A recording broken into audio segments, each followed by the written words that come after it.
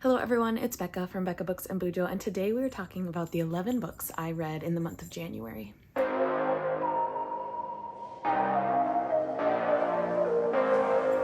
Like I said, I read 11 books in January. It was a great reading month. My lowest rated book was a 3-star. So let's just jump in right away with some stats. Again, 11 books read, which equaled 3,676 pages. Can you see my dog here? Bonnie, say hi. The genres of those 11 books were 1 classic, 3 contemporaries, 1 historical fiction, 1 mystery, 2 nonfictions, 2 romance, and 1 thriller. As for audience that these books were written for, 9 of them were geared toward adults, 1 was for young adults, and 1 was for middle grade readers. For the format in which I read these books, 4 of them were strictly physical, 5 of them were strictly audiobooks, so I just listened to them, and 2 of them were a combination of physical and audio. Here's the amazing thing, guys. My average rating was a 4.18. I think that's the highest I've ever had for a monthly average. And if I could keep this up for the rest of the year, it would be amazing. I think my average rating last year was a 3.6. So 4.18 is great. And like I said earlier, my lowest rated book was a 3. So we're gonna jump in with my lowest rated books, talk about those all the way up to my highest rated. So let's jump in with my first book, which was a 3-star. And I feel kind of bad saying that this was my worst read of January because it was not bad by any means, but that 3-star was Lunar Love by Lauren Kung Jessen. This was my book of the month pick for January of 2023, and this was a good romance. In this one, we follow Liv, who is taking over her grandma's family business of matchmaking using the Chinese zodiac. Going into this, I had no clue about the Chinese zodiac, but it was interesting to hear her culture coming out in her matchmaking. Anyway, back to Liv's story. She's taking over her family business, and one day she finds out that an app has been created, kind of like Tinder or Hinge or one of those dating apps, that is based on the Chinese zodiac. And she thinks that this person, the creator of this app, stole her family's idea. So she goes undercover, matches with the creator of the app on his app in order to go on a date with him and figure out more about his app, and then tries to undermine the whole thing and tell everybody that it's the worst dating app ever and the worst way to match someone. So that's how the story starts. They go on this podcast together and get in so big of a fight that they end up betting each other that they will find love for the other with their own matchmaking device, and we go from there. It's the only reason I gave it 3 stars, I think, is how predictable it was. It was super sweet. The main male character, Bennett, is such a sweet soul and really cares for what he does because of his family and the Chinese heritage he has. Both of these main characters are Chinese American, and Lauren Kung Jessen herself is Chinese American, and she really wants to advocate for mixed races, and she does so really well in her book with her main character being Chinese American. But it just was really predictable. You could tell who was going to wind up with who. You could tell what was going to happen with the matchmaking businesses. It was enjoyable, but just not the best romance and ultimately predictable. Next, we have a 3.5 star, and it's another romance. This is Love on the Brain by Allie Hazelwood. I was a bit disappointed with this one. I loved The Love Hypothesis, which was the first experience I had with Allie Hazelwood. This is my second experience with her, and ultimately, it was very similar to The Love Hypothesis. Let me tell you the synopsis of this one. B, our main character, gets hired for a short stint at NASA to develop some sort of helmet.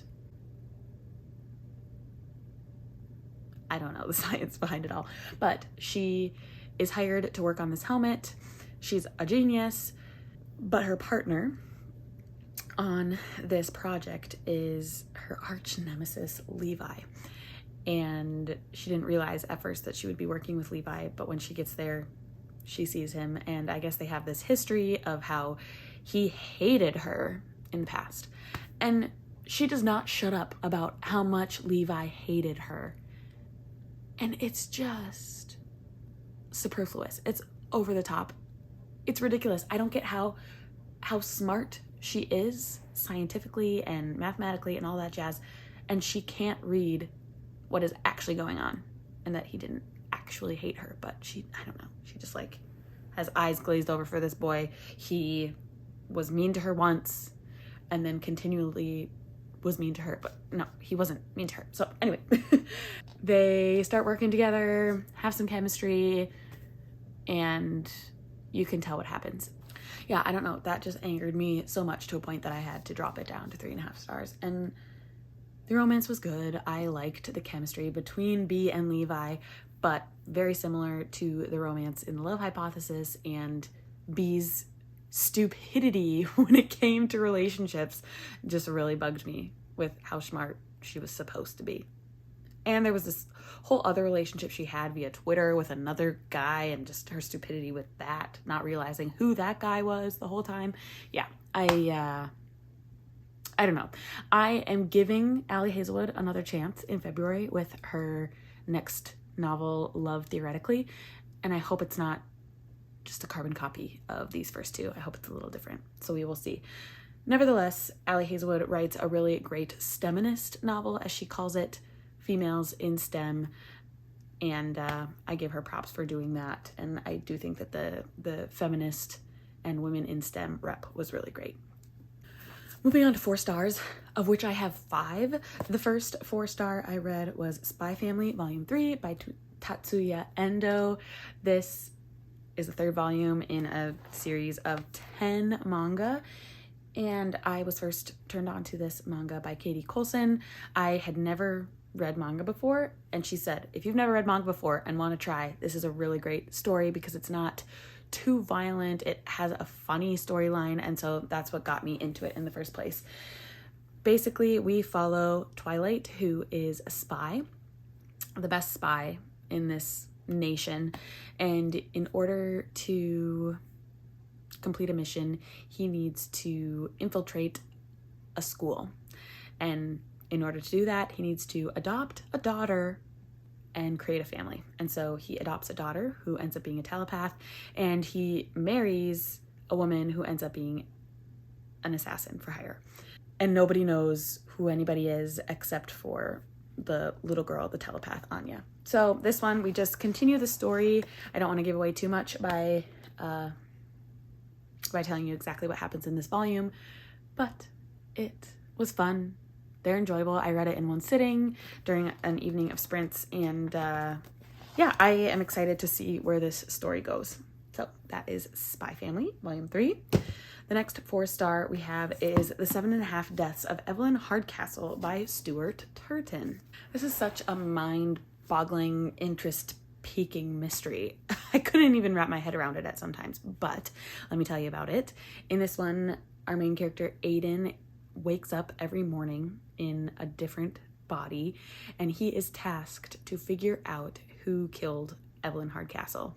And he can get out of this time loop by giving the answer to this all magical man. What do they call him? The Plague Doctor. So we follow Aiden as he wakes up in these various characters, stuck in this mansion called Blackheath, and he makes allies along the way who help him figure out the mystery. And I really did not see the twists that came with this book, but I really do think it was like above my head at some points. I was like, what is going on? I couldn't follow. Sometimes we were switching back and forth between characters. We were switching back and forth between times, but I think it was magnificently written. It's one that I think I could read again and get so much more from it. That's why I gave it 4 stars. It wasn't like exciting. It was slow on the uptake, but still I really enjoyed it. I listened to it and it had some it had a great narrator, so that was cool too. That is 7.5 Deaths of Evelyn Hardcastle. This counted as my buzzword too because the word death was in the title. My next 4-star was a fun middle grade. I guess it wasn't necessarily fun because there were very heavy topics. In Ghost by Jason Reynolds. This is the first in a series of 4, I believe, the track series where we follow 4 different characters on a track team. In this one, we follow Ghost, or his real name is Castle, as he inadvertently joins a track team. This poor young boy got in a lot of trouble, and track was the way that he could focus and get out of that trouble. And he found a family within this track team, and it was really, really sweet. A lot of healing happens for Castle after some terrible tragedies that happened with his father.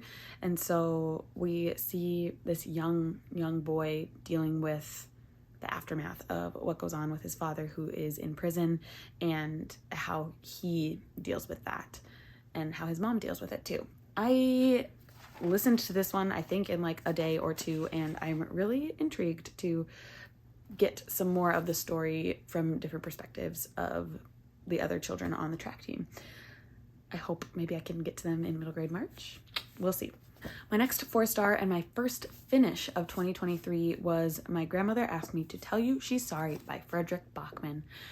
Frederick Bachman, I think, is one of my favorite authors of all time. The way he can write characters is just perfect. He has great character development. And he also just has this way of weaving stories together that you never realize how it's going to come together in the end, but then it's like this beautifully wrapped present with a perfect bow on top, and it's just gorgeous. In this one, we follow 7-year-old Elsa as she delivers letters to various people in her granny's life. Her granny has just passed from cancer, and in all of the letters, her granny is telling them that she's sorry for some reason or another. Ultimately, these letters connect Elsa to various people and help her make friends, because her only friend was her granny, and when her granny died, she was left alone. And so her granny set her on this treasure hunt to find more friends, and it was just really, really something. I had some great bookish conversation with my book club that I have with my friends about this book. It was just like a warm hug. It was such a sweet book, and there's a fun character in here named Britt Marie, who Frederick Bachman has written a book about. Britt Marie was here, and so I hope I can read this one soon and revisit some of these characters. But yeah, Elsa was just such a sweet 7-year-old. She was so inquisitive and wise beyond her years, but maybe some of her social development wasn't quite as far as her mental, and so her grandmother being able to help her with that even after death was just really, really great for Elsa.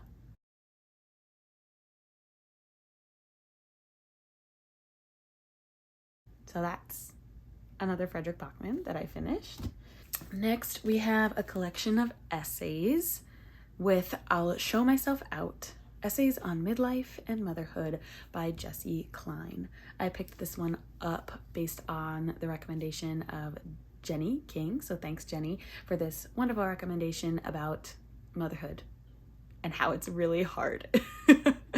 Being a mom right now during a pandemic is just the loneliest thing you can imagine. Moms out there, I'm sure you can relate. Being a mom is hard and lonely and isolating. And so Jessie basically decides in this book that she is going to tell essays on the taboo topics in hopes of making them more normalized so that moms can feel connected with other moms and not feel so lonely. Yeah, that's basically it in a nutshell. I learned some cool things about being a mom and some things I might take into my life as a mom of a 3-year-old and 1-year-old, but really great essay collection about momming. Then we have another nonfiction, which is just crazy to me because I don't read nonfiction hardly at all, but the 2 nonfiction I read this month were winners. So this one with a 4.5 stars is The Power of Habit, Why We Do What We Do in Life and Business by Charles Duhigg. And I loved this one. I learned so much. I listened to it, which is different, I think. I didn't realize that listening to a nonfiction would be good for me, but it was.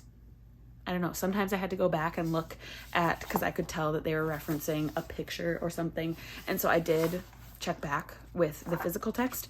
This book was a really great look into how our brain establishes habits, keeps habits, and what we can do to continue with good habits, but also looks at how our brain maintains bad habits, which was just very intriguing to me.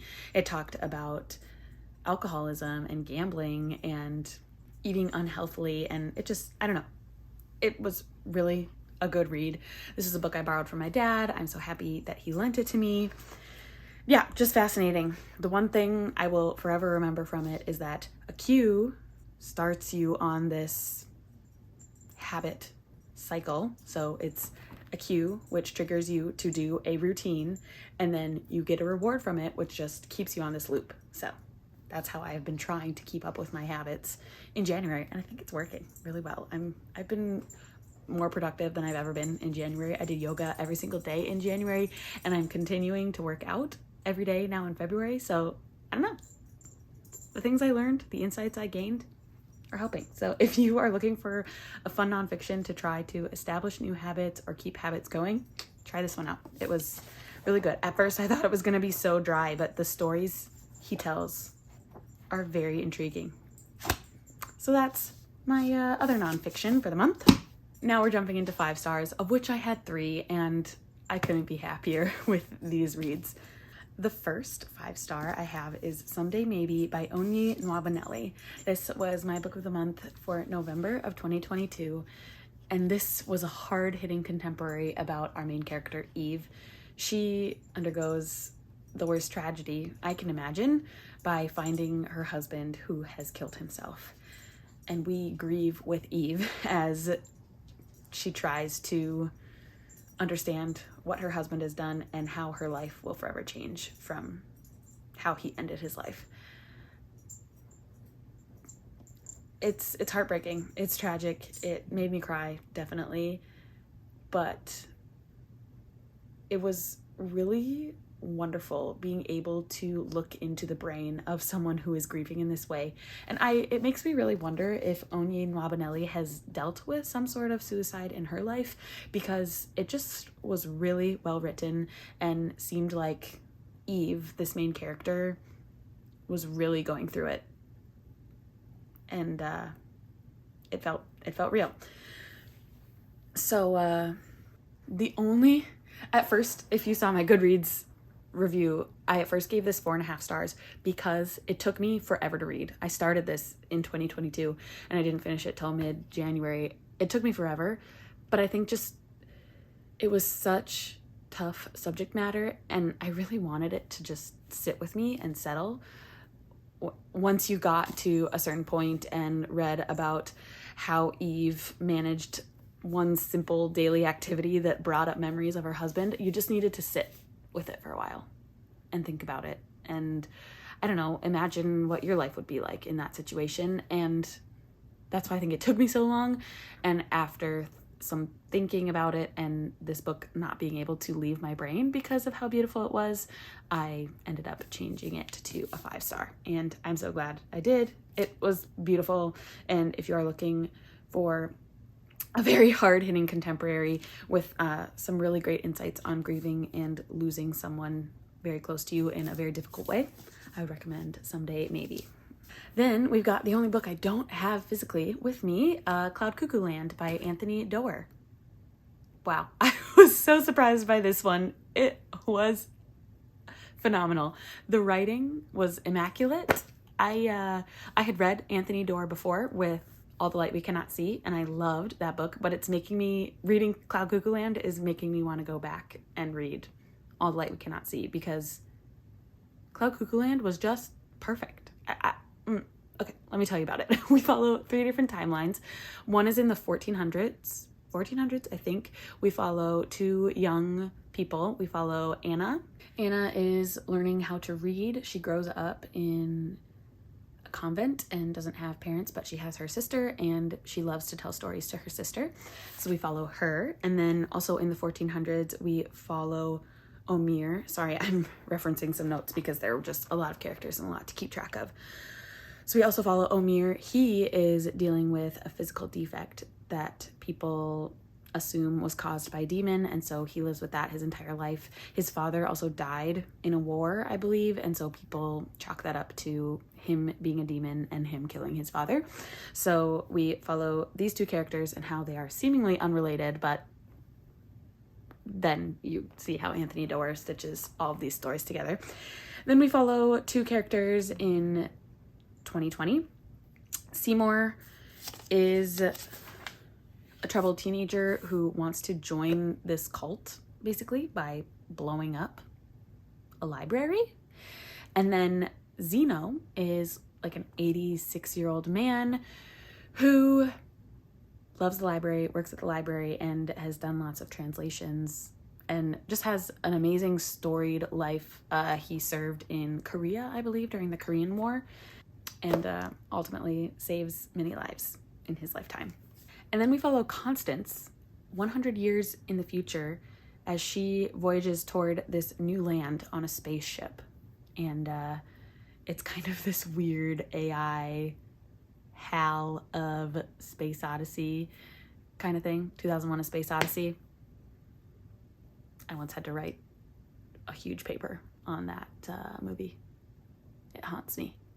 But this weird AI is creepy, like HAL is creepy in 2001: A Space Odyssey. Anyway, I'm going off on a tangent.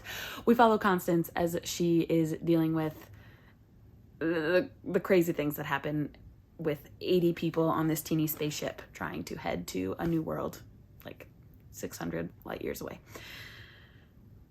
And then, yeah, so first of all, he builds up all these characters. You learn to love these characters and their story arc. And then you see how they're all related. And it just was really, really great. I'm reading this, or I read it for my book club, which meets on Monday. And I'm so excited to discuss with them. I think we'll just talk forever because there's lots of things to unpack in this book. It was a great listen if you're interested in it, and you might be intimidated by it. It's a long read. I think it's like 600 pages, but the audiobook flew by. And it has multiple narrators. I think it has 2 voices, a male and a female, and it made it really awesome. And the underlying theme of it all is like books and translation and how words can tie centuries together. So it was really, really good. Yeah, you should read it. And my last 5-star is a classic, and I can't believe I hadn't read it before now, but that is The Color Purple by Alice Walker. This book has stayed with me since I've finished it, and the magnificent story of Celie just is very empowering. So this one is about Celie. At the beginning, she is a very young girl, and she is basically given away to a man to marry, but mostly just to take care of his children.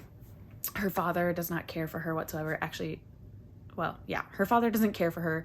Her father has raped her, and this new man that she marries is raping her, and it's very tragic toward the beginning, and you just feel like there's not going to be any hope for poor Celie. But then she's writing letters to God, explaining her experiences and all of the feelings and emotions she is having. But then she shifts and starts writing toward her sister, Nettie, who is off in Africa being a missionary. And she hears Nettie's story about Africa and, I don't know, is really empowered by what Nettie is going through and decides that she is going to take her life into her own hands and not be abused by men anymore. She's going to stand up for herself. She is going to work for herself. She's going to be a strong Black woman in the South. She creates a relationship with another woman and finds love with another woman, which I think is kind of just so taboo for this time, but and that's why she ultimately can't be with that person. But the fact that she's able to find love both for someone else and for herself, is really, really moving. So what started as this poor Black woman who is constantly abused by the men in her life turns into a strong, self-sufficient Black woman who is surrounded by people who love her and who she loves. It was a beautiful, beautiful story, and I am excited to watch the movie. I have never seen it. I know I'm behind the times with that, but really, really good, and I'm glad my deck of TBR forced me to pick this one up because it was a delight. Anyway, these are the books. Let me see if I can hold them up. I have them in a weird shape order, and I want to make them look pretty again. These are the books I read in January, minus Cloud Cuckoo Land. Have you read any of these books, and did you agree with me on my ratings or disagree? I would love to hear what you have to say. So comment down below your thoughts on these books, and I'd love to have some bookish conversation with you there. Thank you so much for watching. Give this video a like on your way out. Consider subscribing to my channel if you would like to see more bookish and bullet journaling content from me, and I will see you in the next one. Bye.